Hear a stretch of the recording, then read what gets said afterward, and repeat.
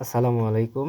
এই ভিডিওতে আমরা দেখব যে কিভাবে আমরা কিছু ভগ্নাংশকে অর্থাৎ ২ এর অধিক ভগ্নাংশ অথবা ২টা ভগ্নাংশ অথবা ২ এর অধিক ভগ্নাংশকে কিভাবে সমহর বিশিষ্ট ভগ্নাংশে রূপান্তর করতে পারি।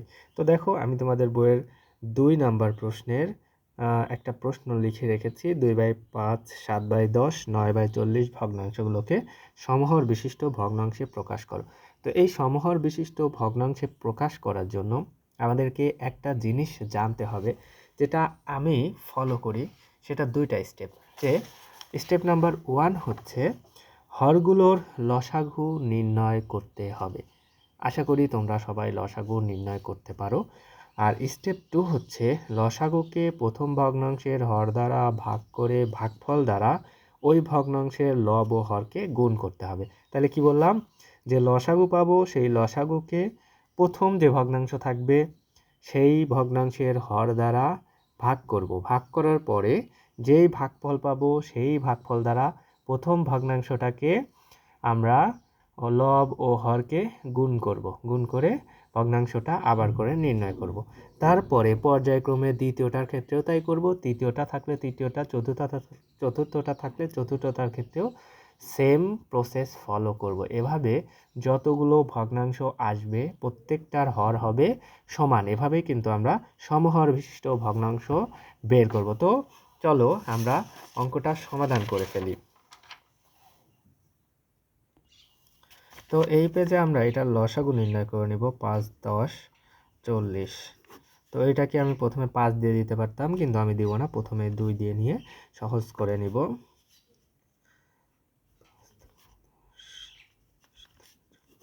এখন ৫ দিয়ে দিলে ৫, ১, ৪, ৫, ২০। তো এই ভগ্নাংশের লসাগু কত হলো?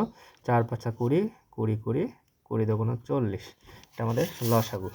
তো আমরা এই ভগ্নাংশের লসাগু লিখতাম। তো এখন আমরা এখানে লিখব যে ভগ্নাংশের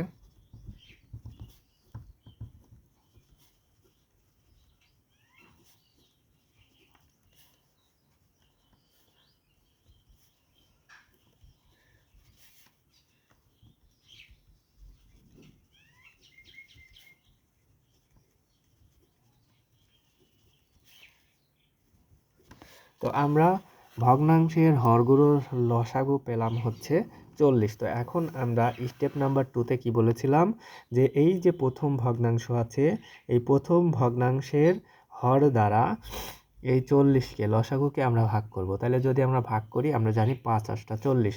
সুতরাং আমরা এখানে লিখব হচ্ছে প্রথমে এই প্রথম ভগ্নাংশটা লিখব। লেখার পরে আমরা এই যে ৫ দ্বারা এই ৪০কে ভাগ করলাম, তাহলে আমরা কত পেয়েছিলাম? আমরা পেয়েছিলাম ৮, কারণ ৫ ৮টা ৪০। এখন আমরা বলেছিলাম কি, যে এই ভগ্নাংশের হর দ্বারা ভাগ করার পরে ভাগফল দ্বারা আমরা লব ও হরকে গুণ করব। লব ও হরকে গুণ করে ভগ্নাংশটা নির্ণয় করব। তাহলে আমরা কত পেলাম?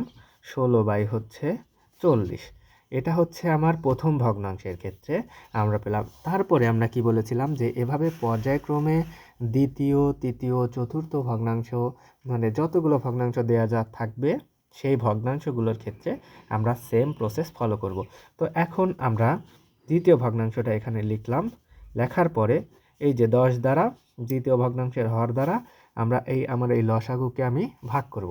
তাইলে দ্বিতীয় ভগ্নাংশের হর দ্বারা যদি ভাগ করি ৪ ১০ ৪০, তাহলে আমরা ভাগফল কত পেলাম? ৪ ১০ ৪০। আর হচ্ছে ১০ গুণন ৪ সমান সমান ২৮/৪০। আর তৃতীয় ভগ্নাংশ, এখন আমরা তৃতীয় ভগ্নাংশ দিয়ে সেম প্রসেস ফলো করব। তাহলে ৯, তাহলে আমরা হচ্ছে ৪০। তাহলে এই ৪০ দ্বারা যদি আমরা ৪০কে ভাগ করি, তাহলে আমরা জানি যে ১ হয়। তাহলে আমরা এই ১ দ্বারা এই লব আর হরকে গুণন করব, সমান সমান ৯/৪০। তো এখন দেখো যে এই পাশের প্রত্যেকটা ভগ্নাংশের হর হচ্ছে আমার ৪০। তাহলে আমরা কি বলতে পারি, যে সুতরাং নির্ণেয় সমহর বিশিষ্ট ভগ্নাংশ গুলো হলো 16/40,